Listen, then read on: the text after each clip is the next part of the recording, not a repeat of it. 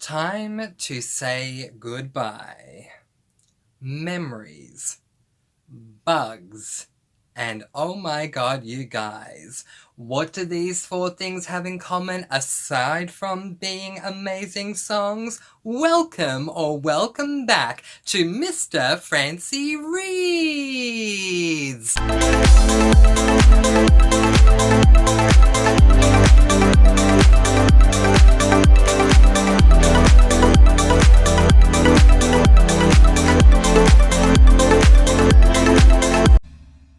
Yes, hello and welcome or welcome back to Mr. Francy Reads. I am honoured that you have chosen to join me again today. Today we are doing my reading vlog for the first week of for the first week of May, because April is over. So it takes Mr. Francy about a week to get used to what month we're in.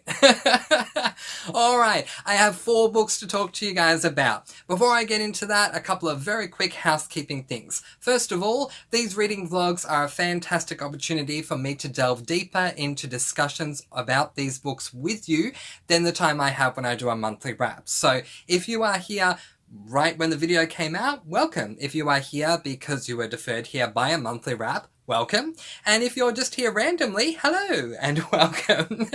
Secondly, let's talk about reading sprints for the week, because you guys, I love my reading sprints and I hope you do too.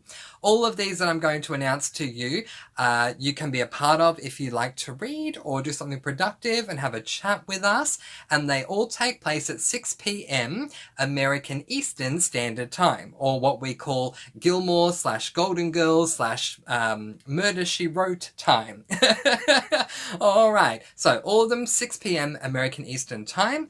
On Fridays, this week anyway, we are sprinting, so tonight, at the time of filming, we are sprinting at my dear friend Stormy's channel over at Storm Reads. On Saturday at 6 p.m, we're going to be on my Discord server, so if you've not joined me on the Discord before, link to that is in the description below. We have a great time over there where you can just listen in, or you can verbally chat with me one-on-one, and it's a whole lot of fun, so feel free to come along for that. Sundays are usually my day off. Yes, Mr. Francy Poppins pops off for a day. So I don't know if someone else will host. We will see. Time will tell. Monday, we are going to either be at Stormy at Storm Reads channel or Lee at Dark Roots Creations channel, because Stormy and Lee are doing sprints again starting Monday, which is wonderful. On Tuesday at 6 p.m, we're back at my Discord. On Wednesday, we are over at Tiffany's channel, The Beach Bum Bookworm. And on Thursday at 6 p.m, we're back on my Discord. So that gives you the entire week. If you are available at 6 p.m. on any of those days, you've got a sprint that you can attend. Yay!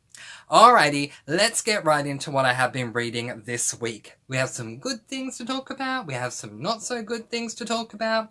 But the only way you're going to know is if I begin. So, let's talk about The City Below the Cloud.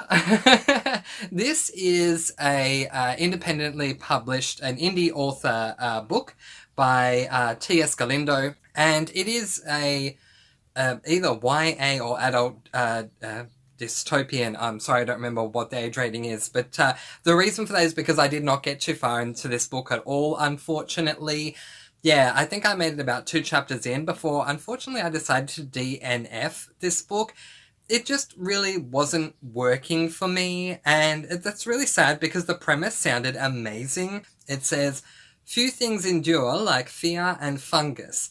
In a city forever shrouded in darkness, Kaylin braves the heights of the lichen-covered buildings to scrub the invading fungi from the walls.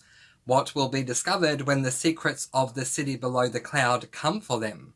A dystopian cyberpunk adventure that will leave you questioning everything you thought you knew." Yeah, so I was really excited going into it, but by the end of the 2nd chapter, I just knew the book wasn't for me. What can I say? I mean, now is the time to say it, if any. So we are basically thrown into this world, and we really don't know what's going on. So we're running alongside the characters trying to catch up, which is fine. I've experienced that before, but there was just a lot thrown at me in the 1st chapter that I was really struggling with because of just how much I was trying to deal with. This book really goes outside the norm. And that's fine if you piece and parcel out your world building to me as we go along throughout the course of the book. But if you're going to chuck 20 different things at me about your world building in the first chapter, it's really hard for me to wrap my mind around that. Plus, what's actually going on in the story, aside from the world building, just wasn't captivating me. There just really wasn't a lot happening at all. It just wasn't working for me. I DNF'd it. I'm sorry. If you like this book, let me know why you liked it in the comments below. Who knows, maybe I might give it another chance. But for now, it's a DNF. So the next book I'm going to talk to you about, is the first book that I read in the month of May that I completed cover to cover. And I'm going to premise this by saying I only knew of this book, 1, and finished it, 2, because I was reading this book for school. For those of you who don't know, I am studying a bachelor degree at the moment, majoring in literature, and I'm doing a unit at the moment that has us reading all different classic books, and this was one of the books that we had to read. It is this book, The Metamorphosis by Franz Kafka. So yeah, an adult classic book. What can I tell you about this book? It is short as well. It's a novella, like The City Below the Cloud, and it is a book about a bug. He's been transformed into a bug. Now, I'm sure you're wondering and you want to ask me the question, but Mr. Francy, how was he transformed into a bug? Mr. Francy, why was he transformed into a bug? There must be some interesting, fascinating science fiction / fantasy / paranormal explanation for this, right? No, there is not. We literally open up with the very first sentence and including at the end of the first paragraph with just this guy that's woken up. He already is a bug and we don't know why. And he spends the rest of the book dealing with the fact that he is a bug and trying to work out how to live from here. His family know that he is a bug, which I guess that's a good thing because it might have been different if they did not, but they know that he is. And they're trying to forget him because they think that it will be better to mourn the loss of, well, his mum and dad think it will be better to mourn the loss of their child as opposed to trying to care for this bug that is their kid. And so our protagonist experiences a ton of loneliness and goes through a lot of, a major bout of depression because of this rejection that he's experiencing from his family because he is a bug. But when it comes down to it, The Metamorphosis by Franz Kafka is a book about a bug. Like, literally. I never knew this guy before he was a bug. I only knew him from the moment he became a bug. And I don't know why he's a bug. It is a book about a bug. And I had to read this book because apparently it's a great book. I'm sorry. One day I'm going to do a video where I tell you what I think qualifies as a great book. I don't think this does, honestly. But anyway, that's just my opinion. I gave it 2 stars. Let's move on. So the next book that I read was my second and final book I'm reading this month for school. So we had 2 books to read for the month of May, and I like to get through my school books first so that I have plenty of time to write my assessments that I need to do, and also so that I can get onto the books that I chose to put on my TBR. But that second book was this book, Frankenstein by Mary Shelley. For those of you who like the look of this edition, this is the Sandstone edition. So this is a reread for me. I actually read this book last year, having not seen the film, knowing pretty much next to nothing about the book at all, aside from the fact that Frankenstein is deemed a monster, someone who's very different. That's all I knew going in when I read it last year. I did not like this book at all last year when I read it. This year, I listened to the audiobook version that is narrated by... I'll put the name on the screen, but for those of you who have seen the Harry Potter movies, think of film number 2, Professor Lockhart, the guy who plays him, narrates this book on Audible. I think it was Audible. No, it might have been Scribd. Anyway, so I listened to his version of it, and I tell you what, I knew this already, but in case you were wondering, in my opinion, Audiobook narrators can make a massive difference to the experience. This actor has been classically trained in the Shakespearean arts, and you can tell that he has been. His use of inflection and his use of the dramatics when presenting this book were just almost incomparable for me to any other audiobook narrator that I've listened to before. It was fantastic. And it allowed me to experience this story in a very different light. Last year I gave this book 2 stars, and I almost gave it 2 stars again upon this reread. However, I upgraded that 2 stars to 3 stars, and here's why. The ending. The ending is so powerful, you guys. I don't know how I missed it the first time when I read this book. I guess by that point I was just so over the book that I had no energy left. But anyway, I mean, this book drained me when I read it last year. But this year, getting the narration of this fantastically critically acclaimed actor really made a difference for me, that I still had a lot of energy by the time I got to the end of the book. And oh my goodness, is the ending extremely powerful. I walked away after finishing this book. I was doing a Discord sprint, and I remember coming back. We went into a sprint and we came back to chat, and I remember saying to everyone on there, you guys, that ending is so powerful. Like, it blew my mind, and I had to upgrade this book. So last year it received 2 stars, but upon reread it's been bumped up to 3. So the final book I'm going to talk to you guys about is the book that I'm currently reading, which is huge. I mean, literally, physically, tangibly, the size of this book is too big. Some have likened it to being a book that I plucked from Giantland, and I completely understand why. Let me grab a cozy mystery off the shelf. This is Premeditated Peppermint. It is book number 3 in the Amish Candy Shop series. Watch what happens when I put this book against the book that I'm currently reading, which is this book, Dracula, by Bram Stoker. Okay. Can you see the difference? This book is twice as tall and almost twice as wide, so going horizontally and vertically across the cover. Twice as tall and almost twice as wide as this cozy mystery book. This is incredibly massive. I did not look at the dimensions when I purchased this, and if I end up loving this book, which so far I am, then I'm definitely going to replace this edition, because this is just, it's way too big and way too hard to hold, and it's floppy, which is good, but it's just way too big.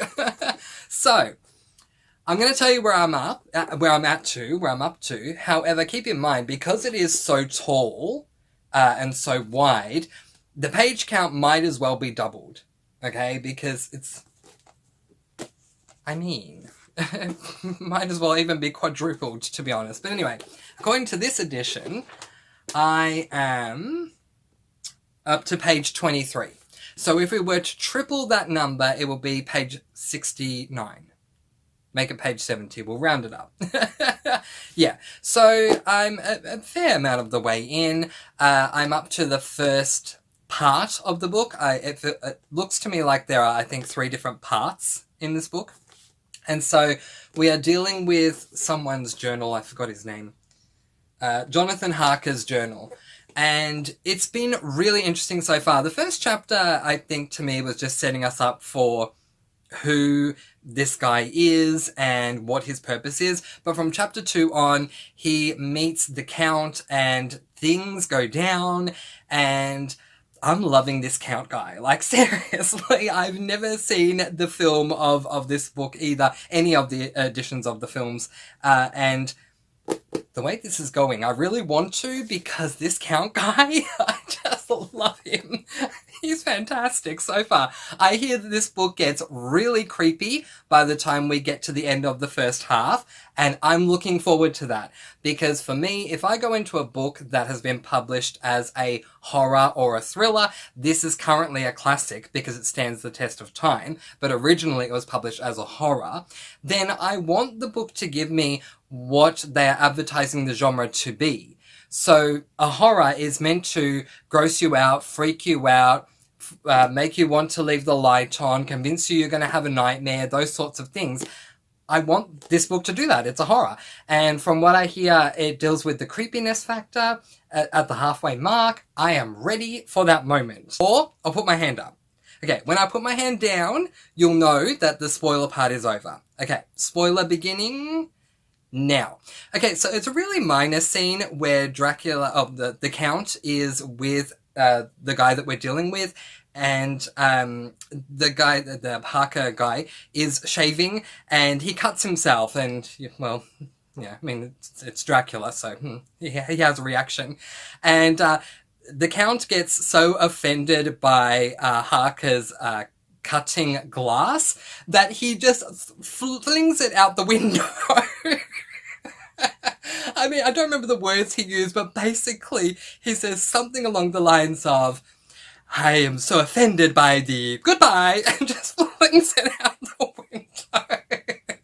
So funny. He has a library that is stacked with books, which I love as well. I mean, I just love this guy as a character. He is absolutely fantastic. Hand going down now. Okay. Alright. Yeah, I don't think that's a spoiler, but you never know. Okay. So yeah, that's kind of where things are at. I am partway through this book. And so let's talk about what my goal is going to be for week 2 in May. I forgot to make a point. Dracula is a book that we are reading as a buddy read over on my Discord. So if you'd like to join us for this buddy read, again, the link is in the description below. I also forgot to mention a series read-along that we started this month, and that's because I don't own a physical copy. So it's easy for me to forget that I've read a book when I don't have the tangible copy on me, but I'll put a picture of it up on the screen, and that is this book, Christie's Great Idea, which is book number 1 in the Babysitters Club series by Anne M. Martin. This is a series that I was always envious of the girls growing up because they read them, and as a boy things were different back in those days, but this was a series that I just felt like I couldn't pick up without being, teased and harassed for it. But times have changed. I'm really thankful for that. And now I'm at the stage where I really don't give a fig what anyone thinks about what I'm reading. I mean, I'm happy to read books that have a girl with a ball gown on the cover. I don't care how fluffy the book looks. I'm going to read what I want to read. So I feel like I'm making up for my childhood by picking up this series, and I've heard so many good things about it. And this is book 1. What a great way to start. So in this book, we are following 4 girls, and I'm going to forget one of the names, I think. So we follow Christy, Claudia, Stacy, and someone else. And I'm so sorry. I think it's Marianne, but I don't remember. Anyway, and it's a novella too, so you don't get a lot of time to get to know them. But this book is told by the perspective of Christy. I'm hoping the perspectives alternate book by book so I can get to know each person a lot better that's in the club. But the reason it's called Christy's Great Idea is because Christy comes up with an idea to form a club, a babysitters club for her and her friends so that they can, start this business together and start making money on the side outside of school. Look, honest review for me, the first half of the book, I felt too old for it. I do appreciate the book for what it was. It's a middle grade book, so I get that, and I think had I allowed myself to read it when I was a child, I would have appreciated it a lot more. But the second half of the book is what hooked me in, and I'm definitely going to keep going with the series. There's not a lot I can say, unfortunately, about the second half because it would be considered a spoiler, but I just thought that it was fantastic. There's even a mystery in this book, which I was not expecting. I don't know, maybe some people don't see it as a mystery, but I did, and I had fun trying to figure it out. I was wrong, but anyway, but that was fine, because the mystery was good. But yeah, we're basically following these girls as they go throughout their babysitting jobs, and in this book we get to hear from Christy's perspective about her experiences at some of the babysitting jobs that she's had during the course of time we follow her in the book. So she's not going back in the past, it's still in present day. And then she is the manager or whatever, I don't know the word, but she's the top boss of the business, and so she gets to hold on to the logbook, and in the logbook everyone gives a bit of a description about how their babysitting experience went. So Christy will read it at certain points going, oh, Claudia experienced this, Stacey experienced this, Mary Ann, I hope that's her name, experienced this. And so we get to kind of get it from that way. But yeah, fantastic. And there's a lot more that goes on than just the babysitting. I figured with that being the name of the series, it would just be about the babysitting. But there is a lot more that does go on. There are a lot of middle grade contemporary issues that do come up in this book, and I really appreciated that. I ended up giving it, I think, 3.5 stars, purely because of the first half for me, but I am excited to continue on. Alright, now that I've spoken about that, let's talk about what I'll be reading in the week to come. So, the week to come is my birthday week. My birthday falls on the 12th of May. My birthday will fall on a Thursday. So, this coming Thursday, Australian time, Wednesday, American time, I will, be celebrating my birthday, which is fantastic. And what better way to celebrate my birthday than to read two books that I'm very eagerly anticipating, and one that I've read before, but I'm so excited for the reread. So, the first book I'm going to read is our second buddy read that we're doing over on the Mr. Francy Discord server. So the first one being Dracula. The second one is a cozy mystery. This beautiful book that literally arrived yesterday called Basket Case by Nancy Haddix. This is book number 1 in the Silver Six Crafting mystery series, and I'm really intrigued to see how I go with this one. I'm not going to read the premise because I want to go in blind.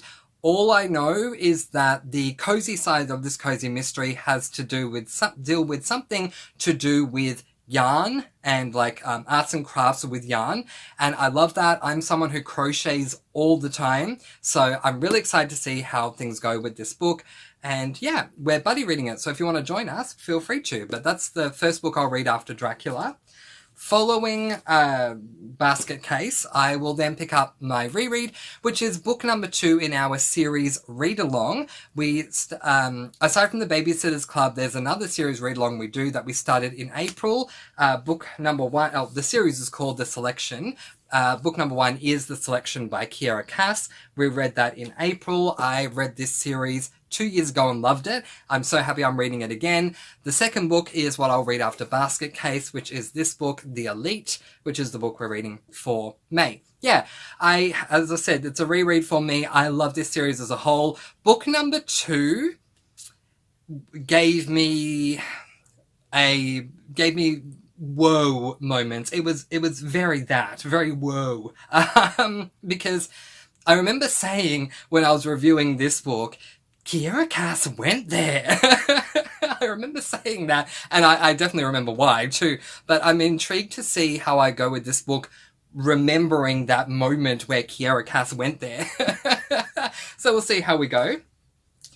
And then after The Elite, I'll be picking up a book that I've been eagerly anticipating, you guys, since before I started BookTube. Maybe not long before I started, maybe a week before I started BookTube, but I, in January, celebrated being here for 2 years, so it's been a long time that I've been eagerly anticipating this book.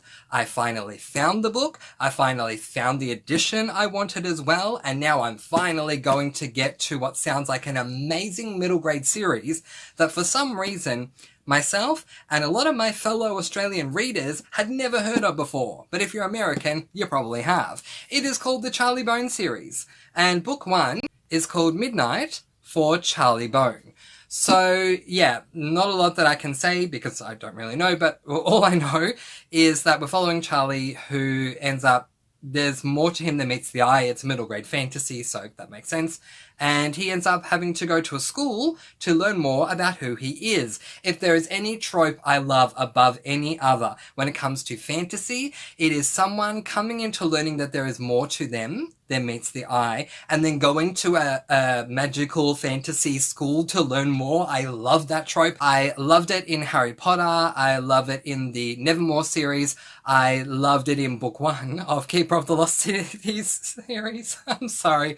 I did not like books 2 and 3 in Keeper of the Lost Cities, but I love book 1. I'm sure I'm gonna love it here too. And now for everyone's favorite game that we like to call Up.